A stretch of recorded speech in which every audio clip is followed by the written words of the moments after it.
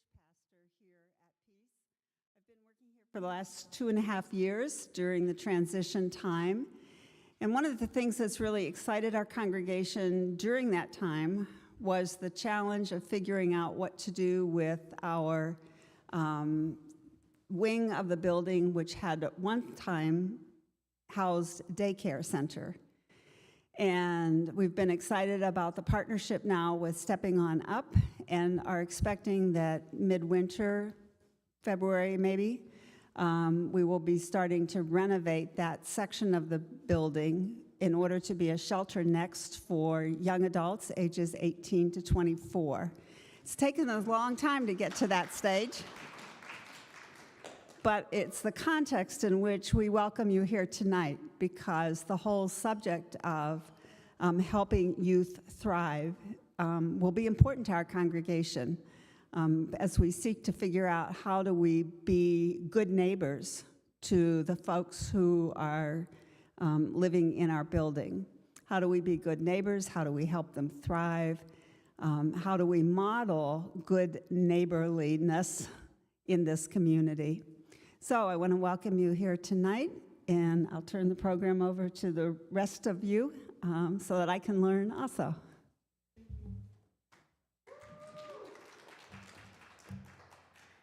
All right, thank you, Reverend France, for the intro and the welcome, and thank you for Peace Church for hosting us and allowing us to be here.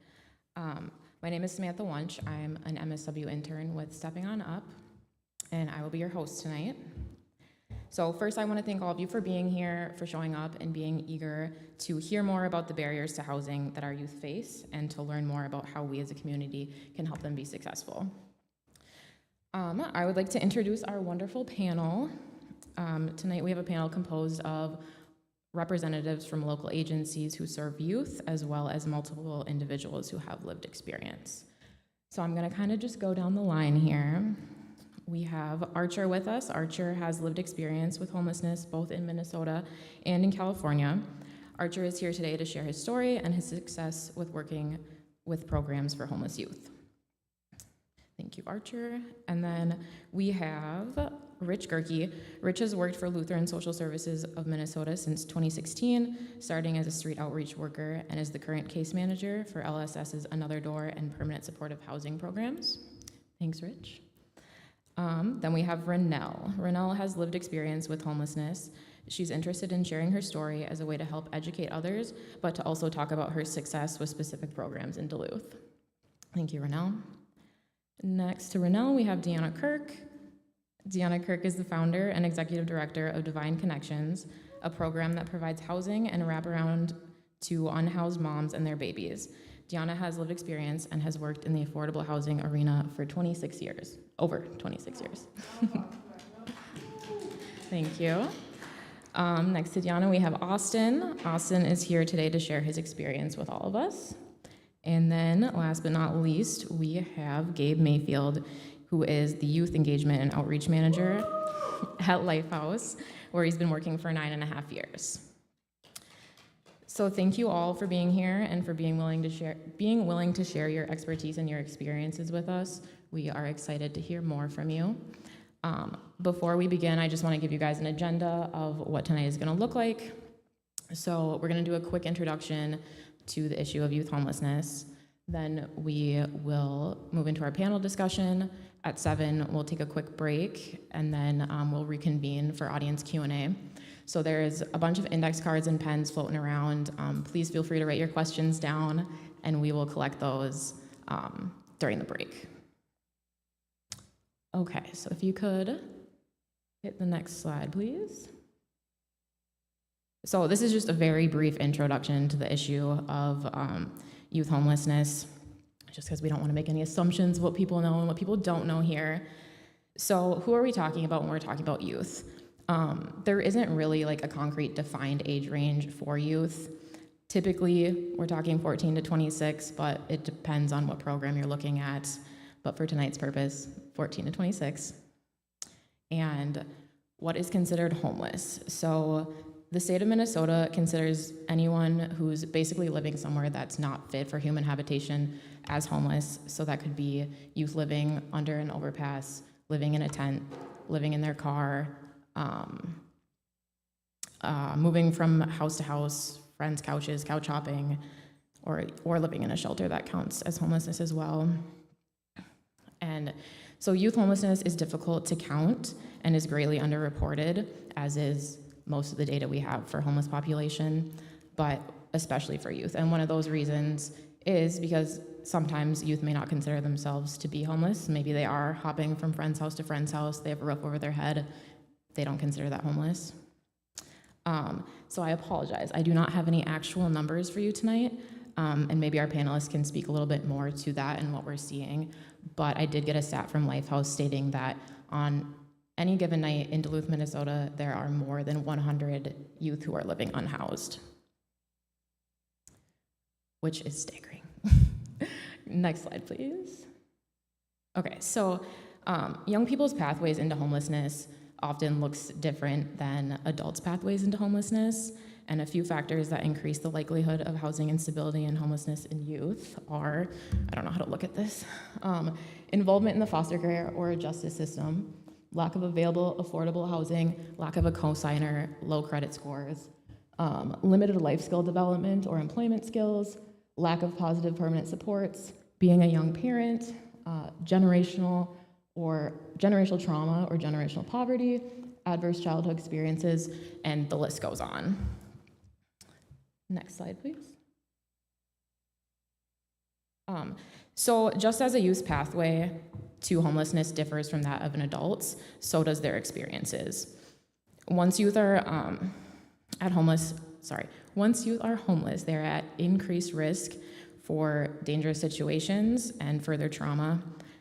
Youth experiencing homelessness or unstable housing face a number of stressors, and they may have limited coping strategies and limited resources or not know about resources to help them deal with those. So ultimately, youth are part of a vulnerable population, and that's why it's important that we come together as a community to listen and learn more about this issue and what we can do to help our youth be successful. And that is why we are all here today. So we can get into what we're all really here for, and that's our panel discussion. If I can figure out how to work these microphones. One second.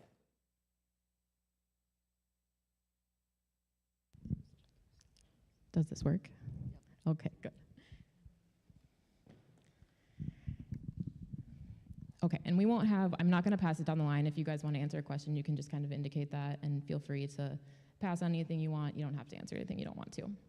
But just to start out, can you tell us more about this issue? How does homelessness affect your life or career, and what has been your experience?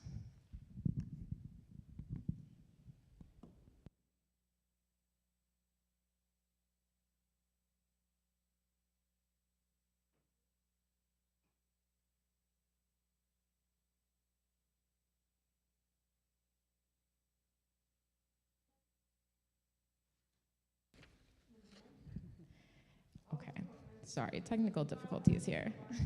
I'll repeat it. So to start, can you tell us more about this issue? How does homelessness affect your life or career? And essentially, what has been your experience? Well, I run a house for homeless BIPOC moms and their babies, and so it affects my career every day, but I was a homeless myself. I had a baby at 12. I was in foster care by 14, homeless with a 4-year-old by 16. And so I've dealt with this issue my entire life. So I have lived experience, and I work with moms that are dealing with this every day. So I'm very passionate about it. So the program that I operate is there's a huge echo coming from here, I can hear it, so I'm a case manager for our emergency shelter for homeless youth, and that is our population is 18 to 24 years old for our population that we serve. So while I don't have any lived experience with homelessness, I have worked with youth quite extensively in my lifetime. So I've previously worked at the Cloquet Youth Center for the after-school program in Cloquet, the Barnum Youth Center once upon a time, as well as community transition at Woodland Hills, and I've also been an educator at Lake Superior College as well too, so it's just kind of adding on to that experience.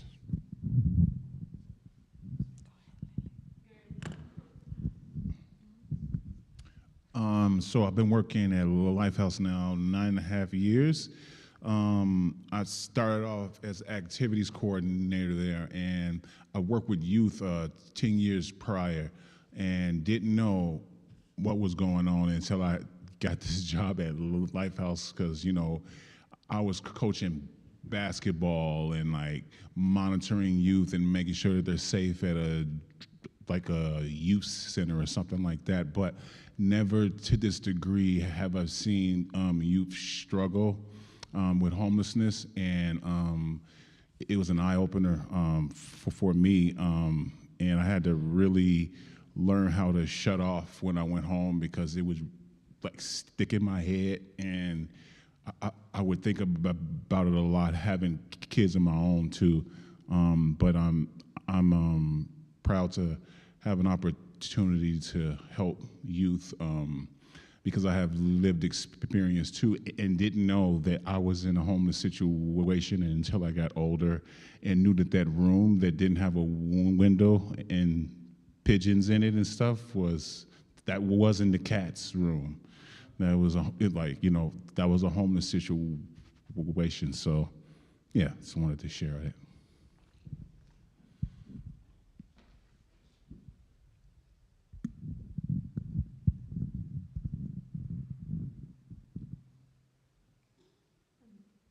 All right, thank you all for sharing. What are some stereotypes that others may hold about youth who are experiencing homelessness? And what do you wish people knew about these youth instead?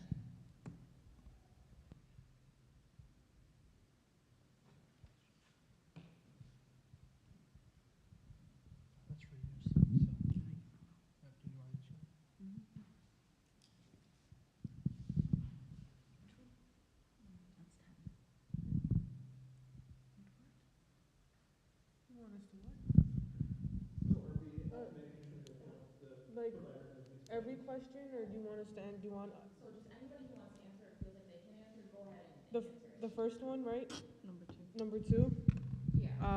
And what are some stereotypes others may hold about youth who experience homelessness? That it's drugs or booze, or that we're like vulnerable. What can we do to break these stereotypes? See us as resilient, not complacent, our victims, recognize that we were not given the same tools or guidance to make it in the real world, our protection. We are learning this all by ourselves, on top of day-to-day surviving. I'm Lily, or Renelle, by the way, sorry. Okay, so my name is Lily. I don't know why what was that, the fake name? Oh, the confidentiality or something? No, it was because those people didn't show. So Oh, okay. Yeah, my name's actually Lily. It's not Renelle. Yeah, it's okay. But yeah, here you go. Which way? All right, Austin, your turn. Awesome. What was the question? Oh, the stereotypes. Okay. Youth can go back home or go back to their parents. I mean, or they're just runaways. I mean, I wasn't. Personally, it was legal trouble for me. Legal trouble and drug use. I used to live on a reservation, and then, with drug use comes like a lot of other things, and then I basically just got kicked down here, just at age 18. I don't know. Sucks. Yeah, I'm bad at. Oh, actually, hold on. What do I wish people knew about these youth? Jeez. Well, when they're homeless, I mean, homelessness is not a choice. I mean, you can get out of it, but it's like pretty hard for me. Yeah. And then there's the things that you need to do to like get things, or money or clothes, or I don't know. What can we do to break these stereotypes, I guess? Jeez, I don't even know. They'll stay around.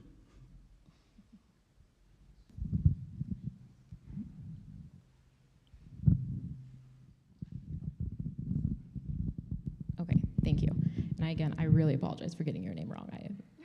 That's just my bad.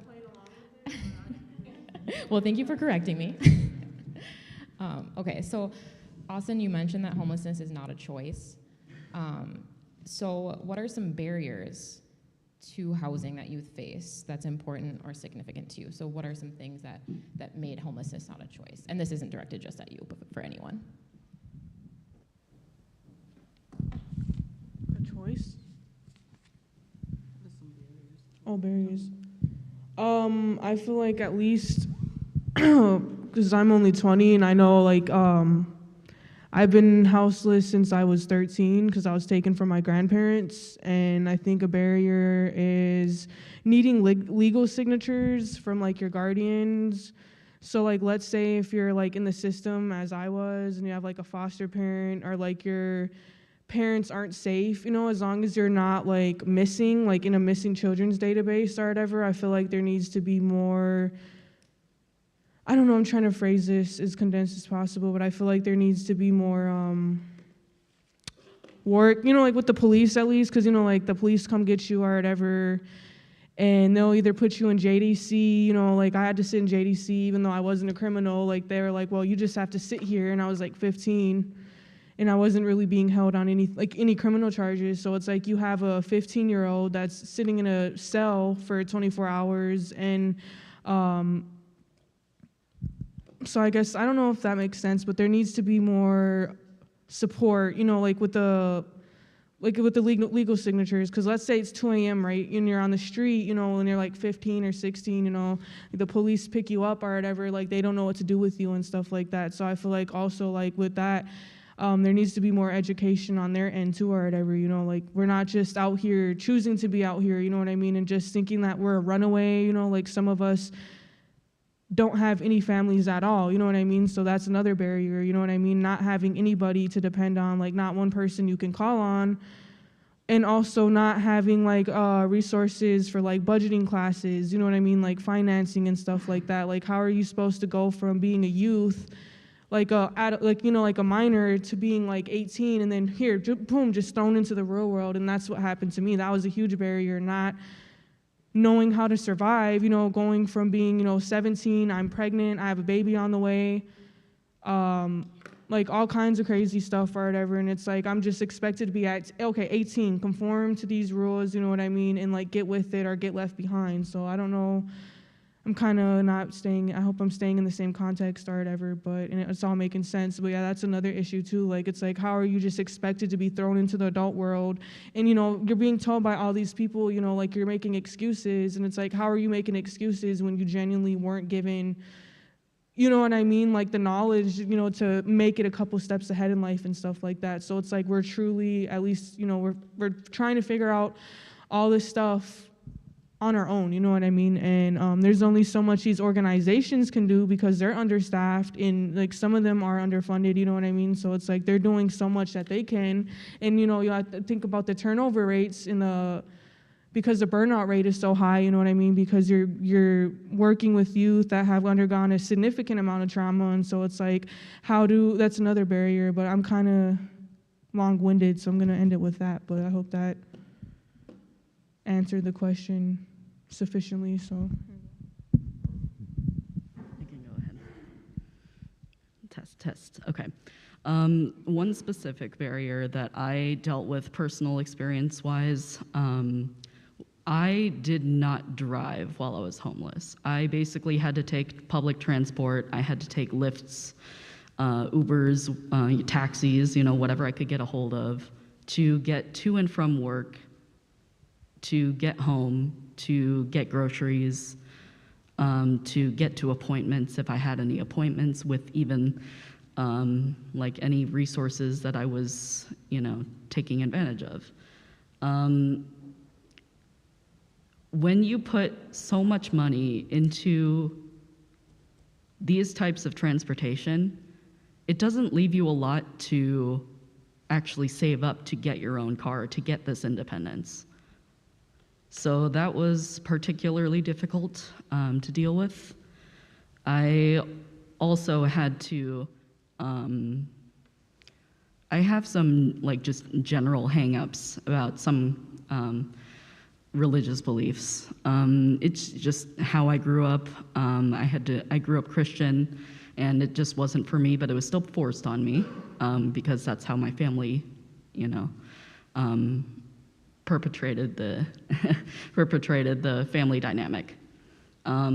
So that leaves a lot of potential discomfort that I had to basically suck it up if I wanted to get into a shelter that wanted to base their shelter rules and dynamics onto whoever is going to be living there. So what I ideally wanted was a secular, non-religious shelter to deal with or to live in. And for some people, that's the only option they have. So I think when we talk about specific barriers, we have to talk about the logistics of the housing market in Duluth. And for the youth that we work with, it's probably even more profound. So for example, a lot of the youth that we work with, they are not going to be able to afford market rate housing. They are going to have long wait times to get into public housing, Section 8 vouchers. And I think another thing to think about too is a lot of the youth that I have worked with, they don't have a parent or somebody willing to co-sign a lease for them. They don't have a parent or someone they can trust, someone they can count on who can help pay for the rent when they need help with that. And so those are some of the other barriers that we have to.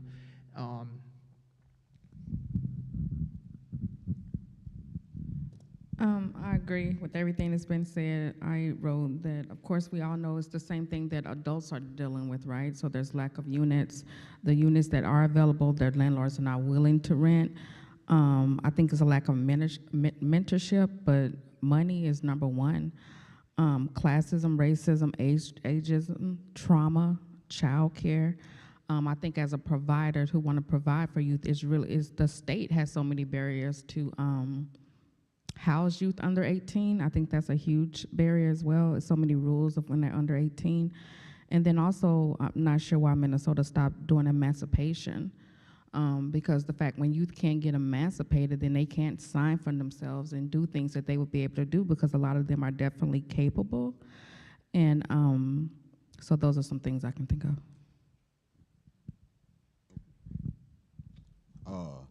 A big barrier for housing for me is overcrowding and most of all drug use. I mean, no landlord's gonna want to rent an apartment to someone who looks like they do meth or heroin or literally any drug and they're not gonna bring or let drugs into their apartment because then that looks bad on them. Yeah, big part.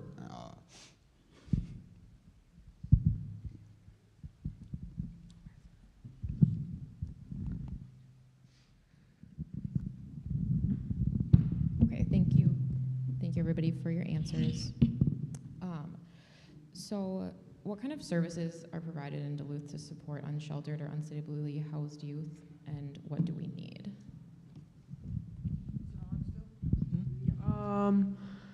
I would say we need more shelters. Like I know there's the Loft for youth or whatever, and that's where I was at, and that was the longest I've ever stayed anywhere, which is like 6 months. And crisis centers, I know when I was younger, for let's say if I think a step. Sorry, let me collect myself. So the reason why I say crisis centers, and so they have the adolescent psych ward, but I feel like having a crisis center for also families that are dealing with mental health within kids, or even caretakers, or guardians that are foster parents that are having a high risk behavior kid. I think that would help a lot because I think that's also a result of homelessness is mental health. And when mental health goes untreated, or there's that stigma around it, or some families aren't really educated with it or whatever, or they don't believe in it because they don't think it's real. So I think having more access to mental health services and stuff like that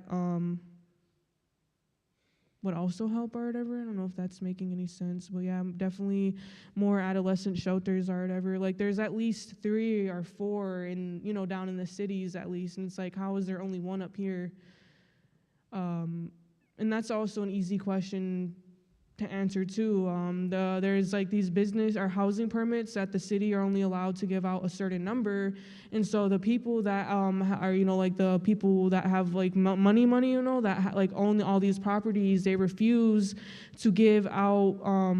They refuse to give up their housing permits, or, you know, whatever, their building permits, and so that makes it harder as well to make more room for affordable, or, you know what I mean, like low income, like housing and stuff like that. So yeah, I would definitely say shelters or like crisis centers and stuff like Birch Tree. That's a good place. Like I think also always having an option for a step down, you know what I mean, before the psych ward or whatever. Like being given that option and stuff like that. So like, I don't know if that makes sense, but I know it's hard for foster parents too, you know what I mean, trying to keep the youth in their care, not knowing how to like really, you know what I mean, unless they're experienced in that or like well versed in it or whatever. It's hard to keep the youth in their home when they're just so used to like not having like a net of safety, you know what I mean? So I don't know if that makes sense, but more foster homes or stuff like that, I don't know, but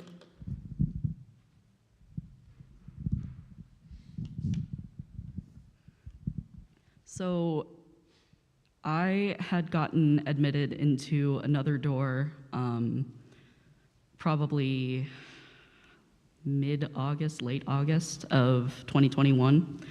I was able to get access to a lot of resources, namely referrals to different specialists for mental health care, for my eventual transition process, for recovery, for my trauma that sent me away from my family home. I was able to also get some paperwork printed because I wasn't able to access a printer most of the time, so that I could get the paperwork for name change as well.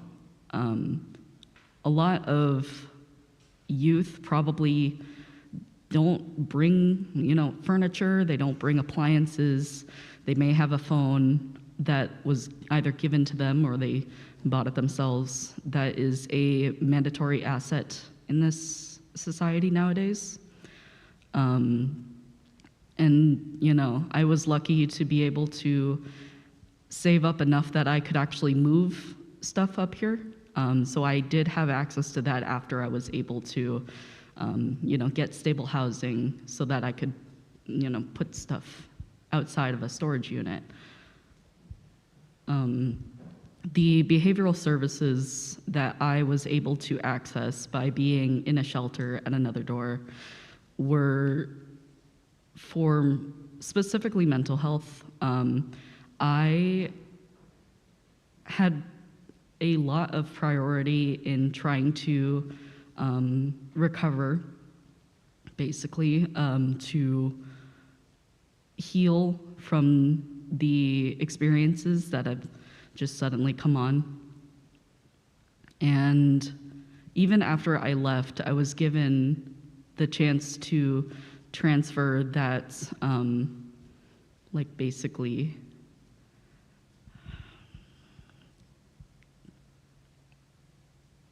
transfer the sessions from therapy and my health clinic, even after they stopped working with CFCL, which was a very lucky break because I don't know if I would have been able to continue that with my current insurance. I don't know if they would be able to take my therapist's service without insurance or without support from CFCL.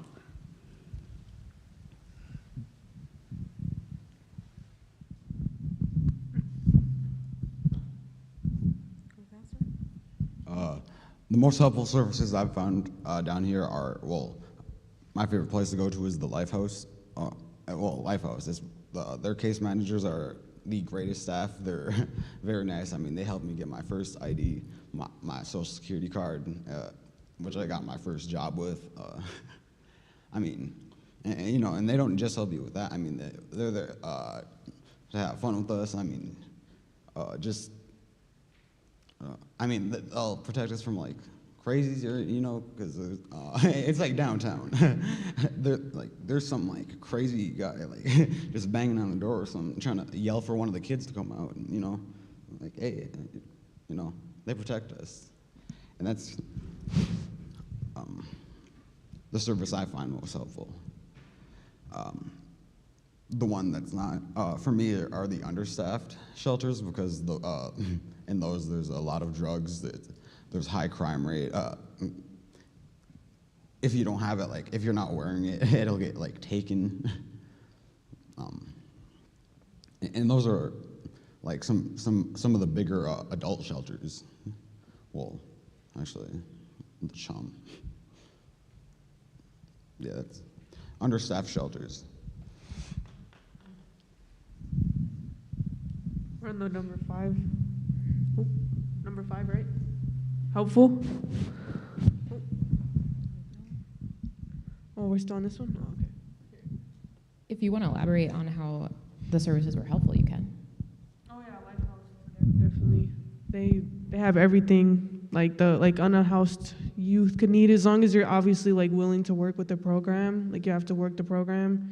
You can't just like, all right, like I want to come in, and then you have to do things to like ensure that you know what I mean, you're gonna turn your life around and stuff like that. But yeah, like I almost like they have the GED program, they have like a job employment program, they have like mental health services, like chemical health services, they do Rule 25s, like even though they're just a youth center, like they'll help you get into treatment. They do a lot. But they're understaffed, so they need more people.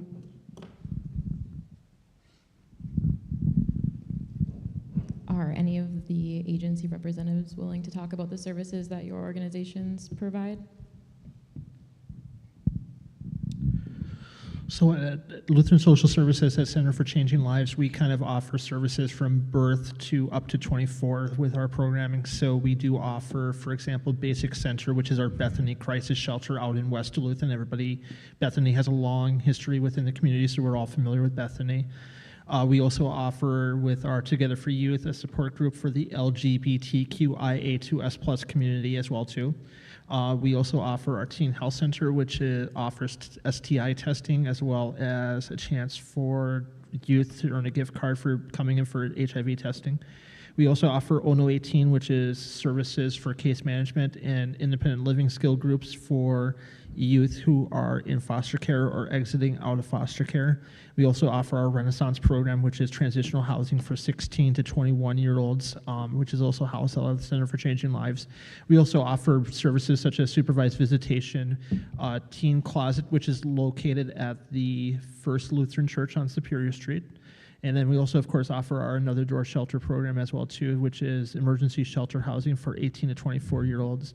And with the expansion coming next year to Peace Church, we'll be able to expand our services to 4 youth at any given time to 10 youth, which will be a very big change for the local Duluth community.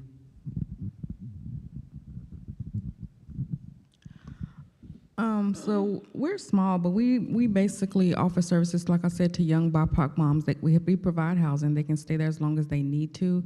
They make their own plan what it is they want to do. If they want to go to school, if they want to go to work, if they just want to just heal. I think they spend a lot of times. I've been finding within like the first 6 months that people just need to heal. These moms just need a safe place to be, to just somewhere to come home to that's safe. And so I really think that I thought they were going to do this, and that, but I really think people just need to be healed, to tell you the truth. But I think after that, we have moms doing different things. Some of them are in college, some of them working on their GED, some of them are working. We have a lot of partners. So ECFE comes in now and does parenting groups. Head Start has a program where they come in and do one-on-one around child development. public health nurses come in. So we have a lot of different partners in the community. We have people come in to do culturally specific stuff, whether if it's like a medicine woman or someone coming in or cooking certain meals or different things like that. But basically, we just come along beside moms. And so whatever it is that we work a lot on reunification, unfortunately, a lot of women are struggling, especially black women. I feel like we're losing their children. So then they have these reunification plans they have to work, whether it's being in recovery or mental health treatment or whatever it is. We kind of come along beside them and just kind of meet them where they are. I think the biggest thing that I'm finding is that they just have to be ready. And so I'm just learning I want all these things for moms and for women, but I realize they have to be ready, you know? And I think it's also about connecting them with the right people, putting the right people around them. And like the Bible says, one person plants, one person waters, and God gives an increase. So, you know, I feel like in different people's lives, we planting one of those seeds, so. Yeah, managing the drop-in center at Lifehouse for about 5 years, we used to go up to ages 20, so it'd be 14 to 20. In my second year, they changed that to 14 to 24. So we split them up. So we have a lunch for 18 to 24-year-olds from 11 to 1:30.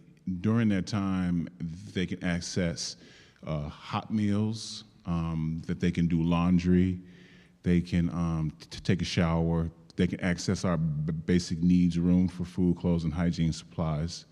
And we also have programming where they can go to Life Hacks groups and receive incentives. They can save up these incentives, they can spend their incentives right away. And it's a really good feeling to know that they have a community to come to. And then we close up at 1:30, and then we open up again from 3 to 6 for ages 14 to 20. And we do the same thing for those youth. While we try to connect them to case management services for housing, their education, health and wellness, employment, and things like that.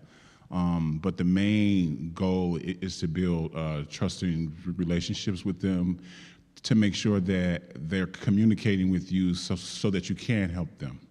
I know when I first started, it was like pulling teeth, and like youth wouldn't snitch on their worst enemy. They wouldn't say anything. But now youth are really speaking up and really wanting help right now. So it's a good thing to know that there is a place for them to go, that they can have this community. And so my job now is to engage the youth in the community so that they feel like they're part of a bigger thing than just Lifehouse. You know, that they know that there's access to like events here where they can go and be a part of it and feel like they belong, so.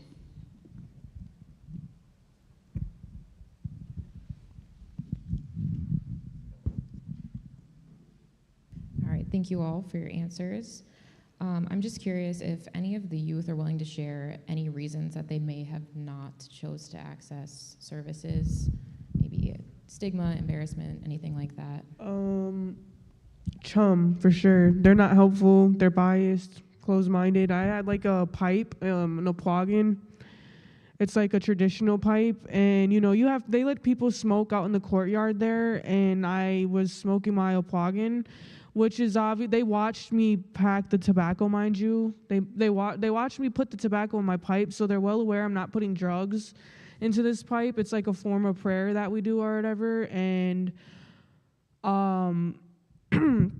I don't know, I think that was kind of weird because you have people doing hard drugs, and I'm not saying anything. I'm not going like, oh, here's these people doing drugs, but it's like to deflect that, you know what I mean? And like not confront that problem when that's the real issue. And me out here praying, I'm out here praying for these people and like praying for their sobriety, you know, and praying for their safety and stuff like that, and even praying for the people that work here. And it's like, and not even like giving me the time of day to be like, hey, can I explain like what this means to me, like this significance to me or whatever, you know, like can I share this with you? And it's just like, nope. And like even like yesterday, they threatened to kick me out because I was singing. I wasn't talking to like singing anything inappropriate. I was singing a powwow song. And so I used logic with them when they were, because they were being disrespectful with me. They were like, well, if you don't like it, you can leave. And I'm like, well, you have people doing drugs here, you know what I mean? And I can tell you guys are obviously miserable, you know, like you guys aren't robots, you know, the ones that work there. I'm not a robot. So it's like, I can tell you're miserable, you know, because I'm not strung out, I'm not drinking, you know, like, so I'm taking everything in at once. And so I told them that. I was like, you guys at the Chum, you know, so not everybody obviously, but half of the workers there, it's like, you guys at the end of the day can choose to leave, you know what I mean? I know this is your job, but it's like, there's other places you can always work at if you aren't feeling fulfilled here, you know what I mean? Like, if this is like not a good, you know what I mean, fit for you. And so it's like, you know, that's like, I don't know if that makes sense, but yeah, like the Chum, like you can't even smudge inside there. And it's like even hospitals have gone with the times, you know what I mean? So to me, it almost reminds me of like a boarding school almost, because even at the shelter in Superior, you know, for families or whatever, it's owned by the church and they still let you smudge inside there. So it's like, why is the Chum acting like, you know what I mean? Like, it just doesn't make sense to me, because you have people smoking meth in the bathroom and I can't practice any of my cultural stuff. You know what I mean? Like, it's just, I don't know. So I don't know. I've been there for 5 days and it's like, honestly, like beyond scared straight for me, but like shelters, you know what I mean? Like, I don't know if anybody has seen that show, but that's what it reminds me almost like. Beyond scared straight, but instead of jail, it's like a shelter. I don't know if that makes sense, but yeah.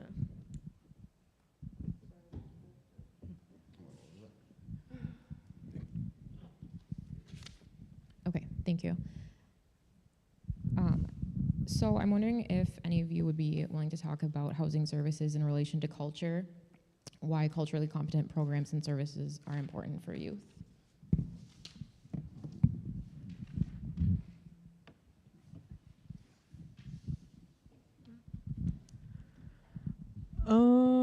Can you hear me? Hello? No, I'm just kidding. Cultural stuff, like, to me, that's kind of just what I was talking about. Like, I have to have that. Like, that to me, it's like, that's like what gives me sobriety, having that cultural competent stuff and aspects. So I think that Lifehouse is a great example. Like, they have an elder that comes in and have been having this same elder that's a well-respected elder in the community, like a medicine man and medicine woman that have done ceremonies, like a multitude of ceremonies, darkroom ceremony, grief ceremony, because it's like, you know, like you guys speak English, right? And it's like for Ojibwe, right, only 50,000 people speak the language fluently and stuff like that. So it's like, I think having cultural competent programs, you'd probably need to work more with like ACO or, you know what I mean, like Fond du Lac, since like that's the closest reservation in this area or whatever, to keep revitalizing our language, because the elders are dying, our language is dying out, our ceremony is dying out, and that's why, you know, like the drugs and alcohol are as bad as it is, because, you know, when you take everything away from a group of people, it's like, what do you expect them to do? You know, they've lost that or whatever, you know, they've lost that access to it. And so just finding like the right people or whatever that are willing to come in and do that spiritual work, because it is a lot of work also for the elders to have to come in. So, you know, making sure that you're also providing space for them to come in, because the elders are the closest to all this cultural stuff, you know, at least the ones that didn't get eradicated or, you know, completely traumatized to the point by boarding schools where they can't do it anymore. So I think that's an important thing. Yeah, the language, and I can only speak for Ojibwe. I can't speak for, you know, anybody else in that sense or whatever. But yeah, definitely having our language, having our music, you know, like singing our songs, you know, and stuff like that, and like not having people ask like,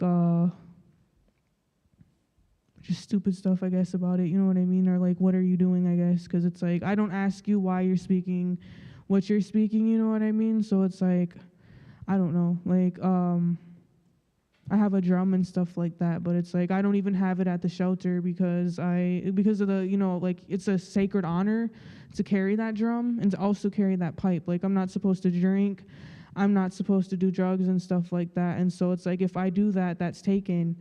And so, but it's hard, you know what I mean? And so, yeah, a lot of cultural stuff. That's, it's like, it's a really tricky thing.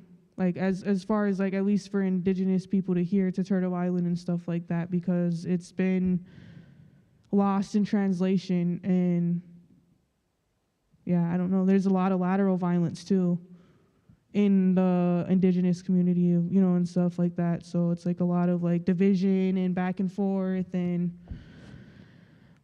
so even that's hard, you know, like getting those cultural leaders that can come in and help these housing services, because they're always bickering behind the doors, you know, like there's a lot. But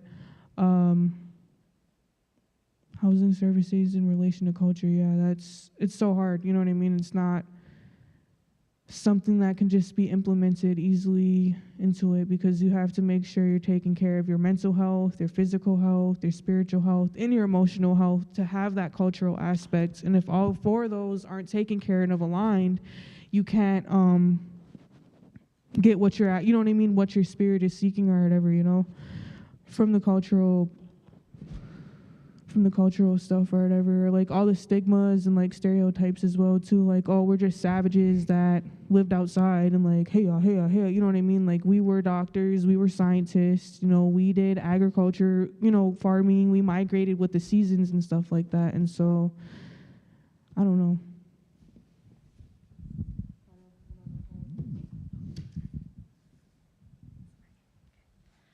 So, as a Korean American, I was born here in California, and then I moved up here due to recent circumstances. I did not find a lot of resources for specifically East Asians because of it. It's not anyone's fault.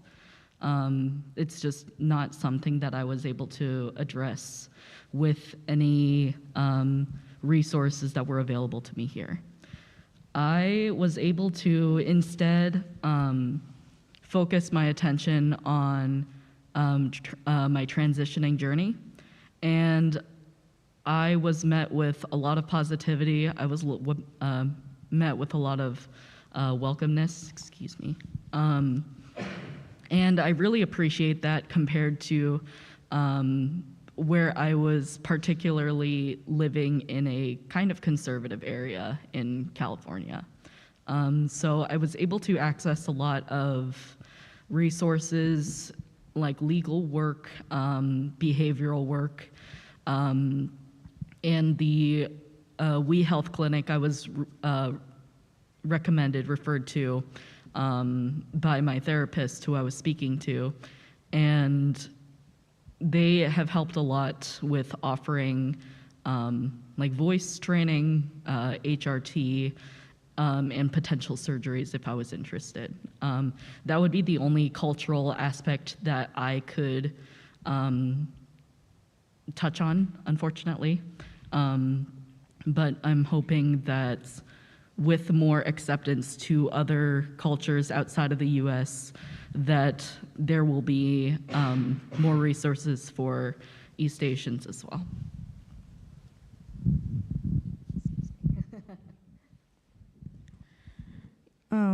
You know, I think that when you talk about housing services, I think it's just about being intentional, you know, as a provider. And so I think that the ways that you can be intentional is letting everybody know that everybody's welcome. I think how you do that is when they walk into your place that they see themselves or they see people that look like them. You know, so I think it's important what you have on the walls. I think it's important about having the right products, the right hair products, the right body lotion. Some of the stuff is just so simple. But I think that that's really important to have staff that looks like them. I think that that's important, even from the food. You know, you never know at our house that we could have, you know, you might have greens or fried chicken, or somebody might be making fried bread. You never know, or Spanish rice. It's like just whatever it is. You know, I think where people feel free to play their drums or smudge or whatever it is. So I think that it's just really about the intentionality and always be opening to learn. Like I feel like I'm constantly learning about other cultures and just being intentional about making sure that people are comfortable. Like, do you need anything? Are you okay? Is there anything I can make your stay more comfortable? If it's something that you want specifically to your culture, is there people that I need to call in or to be here?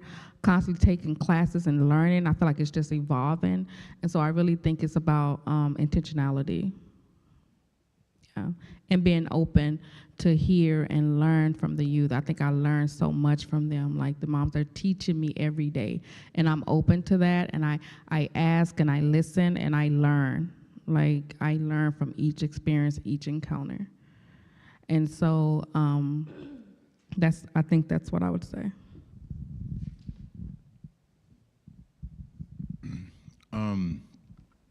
Something I was just thinking about, like, you know, when youth get their apartments, minority youth, I always have to just explain to them, like, you might mess this up because you know how it is not to have anything. So you're gonna let your friends stay with you. You know what I mean? You're gonna try to take care of them, but you gotta understand that that's not a bad thing. That's your culture, you know. And so just try to help them navigate that part of the system where I think you can only stay in a place of someone else's for up to 14 days. Just respecting that and talking to them like you were saying, just making them feel comfortable and being okay to ask again. Whereas a lot of people are afraid to say something because they know how it is.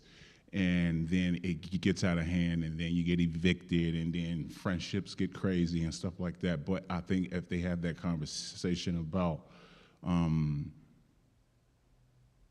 how to work together to make this work. Like I always ask the youth, like, man, y'all always hanging out together. It's like 5 or 6 of y'all. How come y'all don't all just work and just get an apartment together or buy a house together and take care of each other? They kind of did. They all moved across the street one year. It was like 12 youth all across the street, and we saw them every day. I was like, God, I can't wait until they age out. But they was taking care of each other even though they had separate apartments. And that was the thing that I've always wanted to see with the youth, and just trying to help each other out with that part of struggling, knowing that, you know how it is.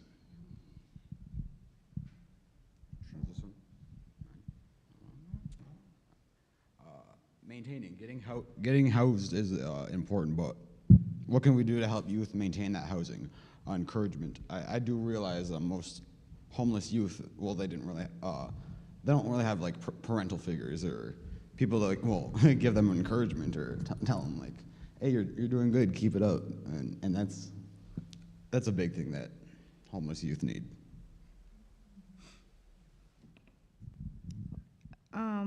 I think for me, I just being realistic to know it's very possible that they're going to be evicted a few times. I know I was.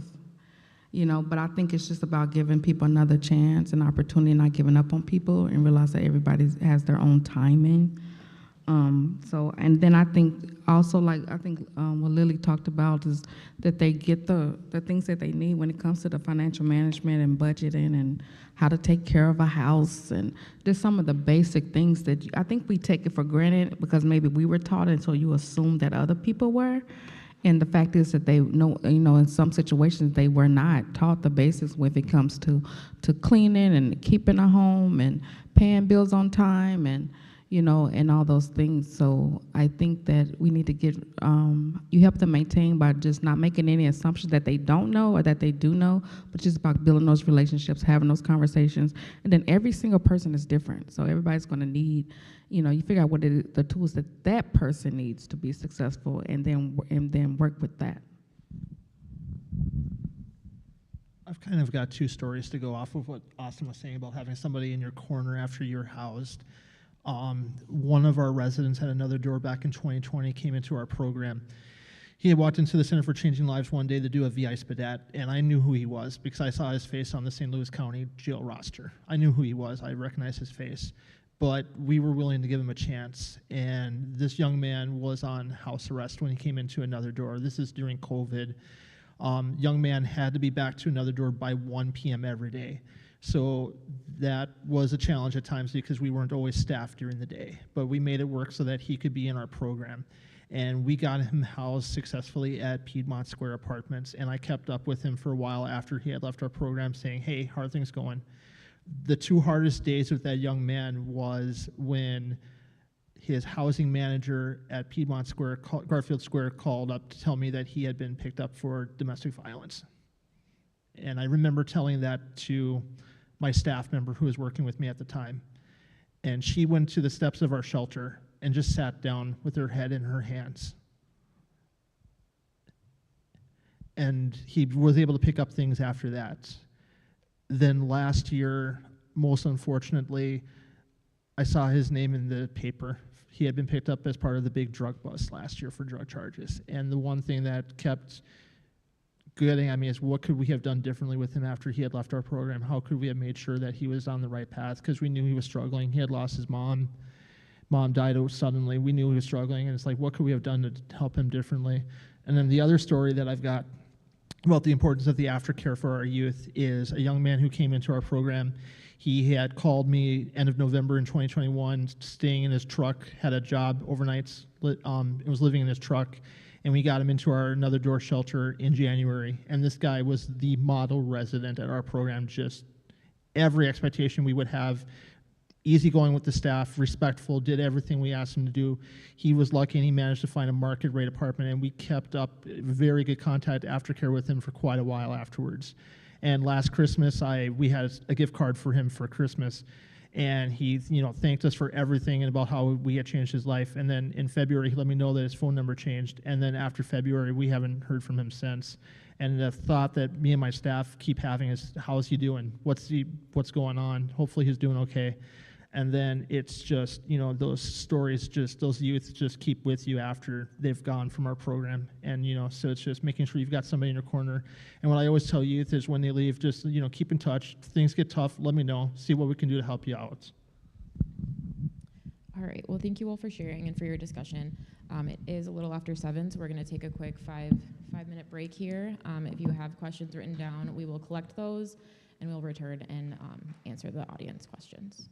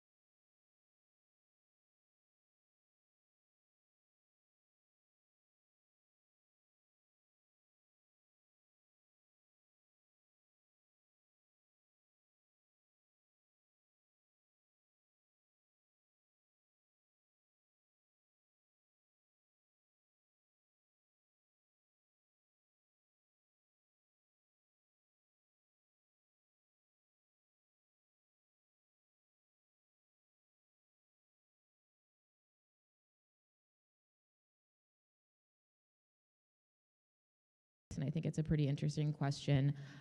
If you could design the perfect housing or shelter option for homeless youth, what would it look like? I don't know if I have all the specifics planned because I've only experienced it. I haven't actually designed one myself. But that is actually one of my goals. So sometime in the hopefully near future, my friends and I and partners plan to design some kind of resource center, maybe not specifically for youth, but for underprivileged, whoever was interested in coming by, getting a snack or two, getting an appointment set up if they wanted, and just anyone who feels like that they need the support. We want to be able to give them a space so that they are able to ask for that. That is something that I would like to achieve, or at least strive for. But we'll see how that goes. I think the one thing that I'm going to miss the most about Another Door when we move to Peace Church is that right now we have our own house, and it is very much a home atmosphere at our house at Another Door. One of our staff members a few years back said, well, we don't want residents to feel like they're at home. And it's like, no, I want residents to feel like this is their home when they are here. I want them to come back every night. I don't want them to say, yeah, I'm not coming back there. It's too, it's not a place to live. So the main thing is a home. And then also make sure that we have, the one thing I am looking forward to with the expansion at Peace Church is that our residents will have their own bedroom. Right now, it's 2 residents per bedroom, and I think just to be able to give residents that privacy and be able to take away those roommate conflicts that we have seen at our shelter will be great to have happen. So main thing is make sure it's a home, make sure residents have their own space to call their own. That's good. I think that I have shared housing, and I have some moms scattered site on their own. And so I feel like the ones scattered site don't have enough community. Sometimes the ones in the house we got too much community. So I think ideally it would be nice to have a big building where everyone almost had their own efficiency, I would say, where they had their own kitchens and bathrooms, because that's usually where there's drama around the kitchen and bathroom, right? But you still had shared spaces, shared living spaces, but you still had your own kitchen and bathroom, but shared living spaces. So that would be ideal to have a big old place where everybody had their own kitchen and bathroom, but you still had shared, you had the services on site, and you had just shared spaces. Yeah. I always get the microphone back. Okay, thank you. So we lost a couple of people, but for providers, are you able to speak on any of the barriers to building more shelter beds and housing that we're seeing? Barriers, money, lots.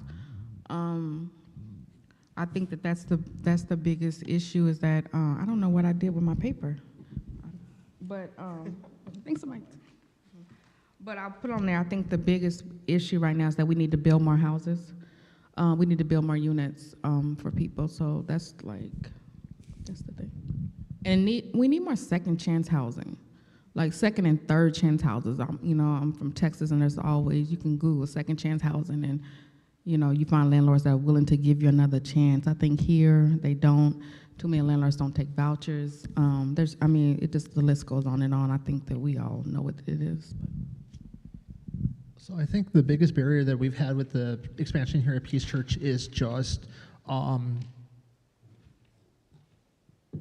the funds being readily available to be able to start the construction project, I think has been one of the biggest challenges that we have right now. So it's just making sure that that funding can come quickly so that when you have a project ready to go in mind, that you've got the funding for it in place.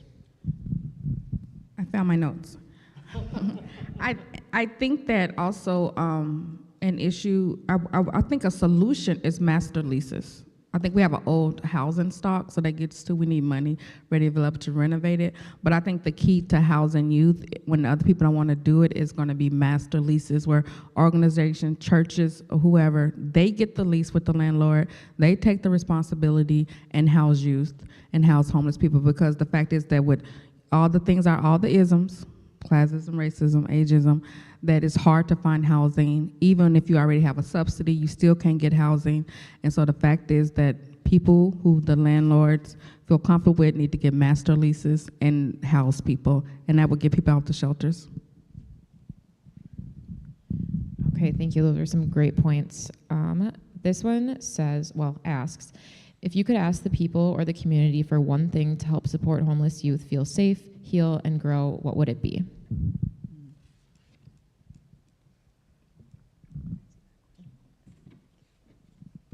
I'll read it again. So if you could ask the people or the community for any one thing to help support homeless youth feel safe, heal, and grow, what would it be? So what would you ask of the community?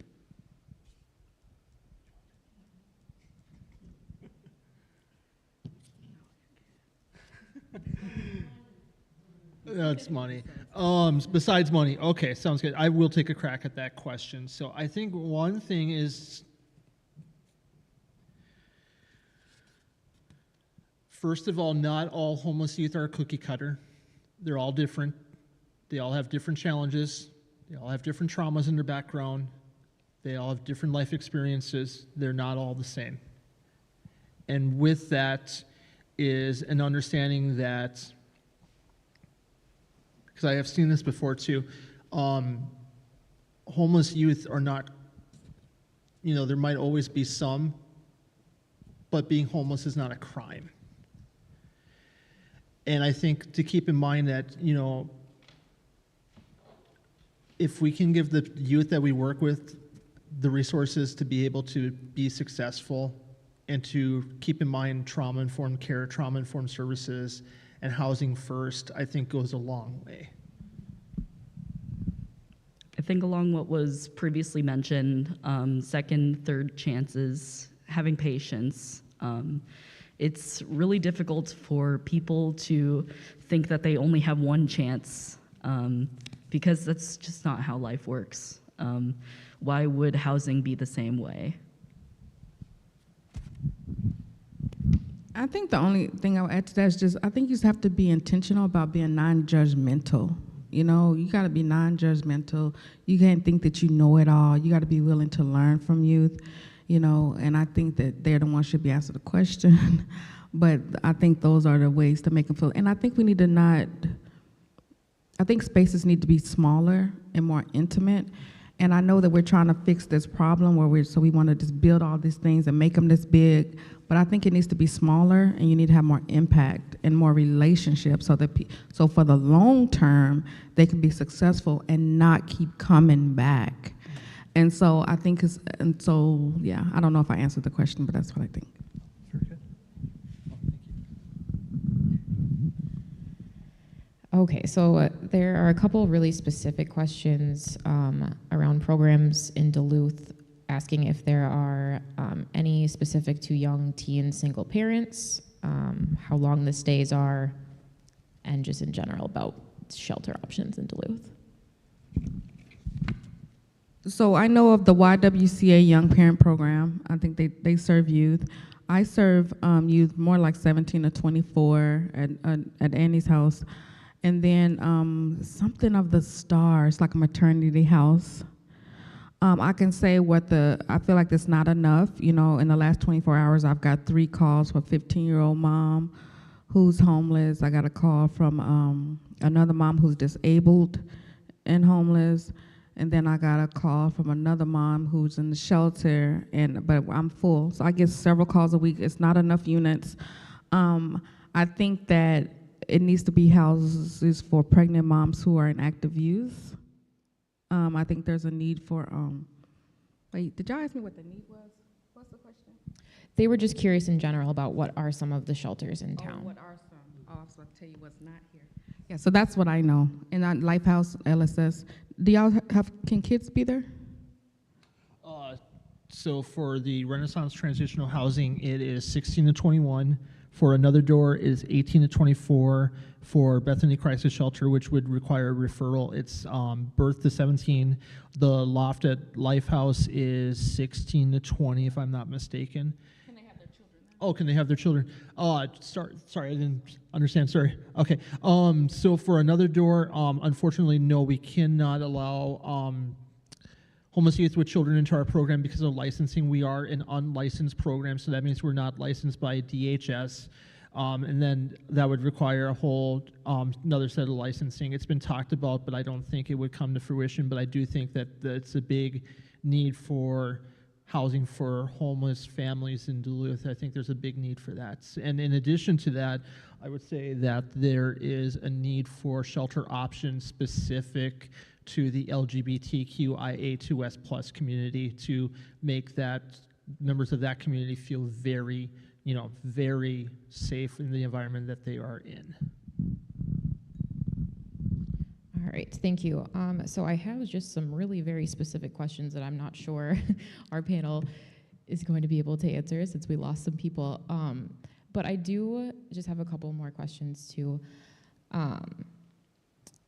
What are we missing out on as a community when we don't give youth opportunities or when they're struggling? Like, what can youth bring to the table?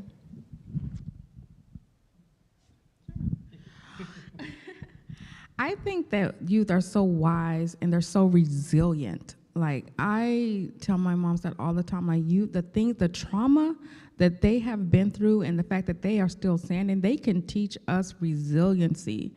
And I think that they're very wise for their age if you just listen. And so, but I think the biggest thing that I am learning is resilience. So in my notes that I've got in front of me, I actually had that one crossed out because I did not have an answer to that question. So I'm going to pass to Archer. Oh, thanks. So, just as a matter of fact, I like to think that the youth, quote unquote, as a term collective, is the next generation. There's no one after you specifically. It is your offspring. It is your younger relatives. It is going to be people in my age range and younger. And I feel like it would be doing yourself a disservice if you can't carry on your legacy through us. I changed my mind. I do have an answer to that question. For many homeless youth, it's cyclical. Let's break the cycle. Let's get our homeless youth housed. Let's stop the cycle. Let's not see a whole nother generation struggling with mental illness out on the street. Great answers, thank you. So I think we can probably wrap this up here, but I'm just wondering if you have any final closing thoughts or maybe you have some advice to others that you are willing to share who might be experiencing this. I would like to specifically note that my experiences are very lucky. I had luckily came in to Minnesota in the summer. I was homeless for the summer. I found housing in a shelter before snow hit. Some people don't have that chance. And some people, like even in other states, if we were to go literally almost anywhere else, you wouldn't be able to find the transitional opportunities that I have here. And you know, that's just not fair. It is not fair. And I can only hope that you take advantage of any chances that you get. One thing I want everybody here to walk out of here today is our need for emergency shelter housing has not decreased. It keeps going up and up and up. Our wait list is consistently between 20 to 30 names waiting to get into our shelter program at any given time. We define success at Another Door as we want our youth stably housed in safe, stable housing when they leave our program. So that does mean some sort of, some longer shelter stays too.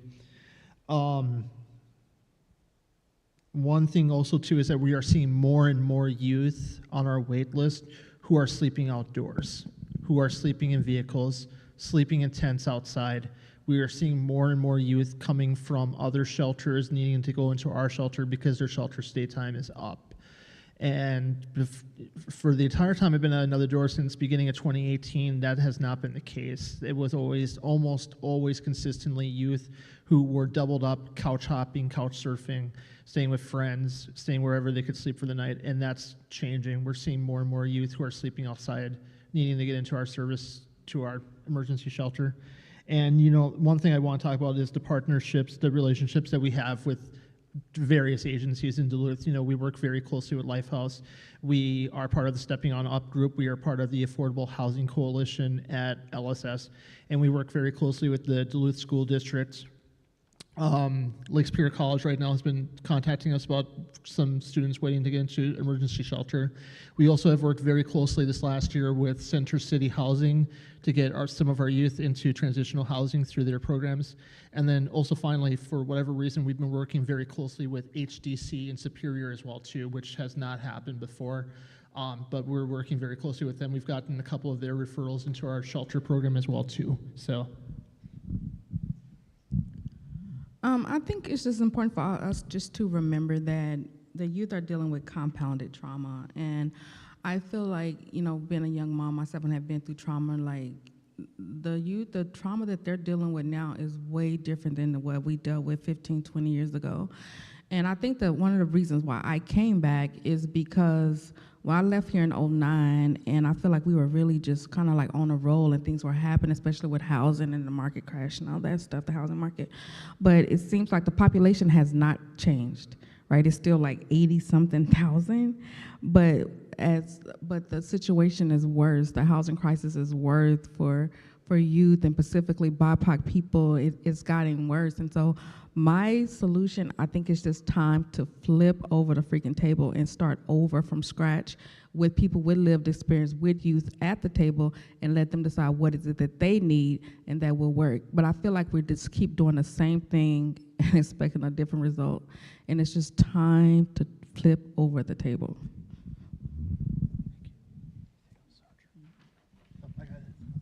All right, does anyone on the panel have any final closing thoughts, or are we good? All right, well, thank you all for being here, and thank you again to our panel.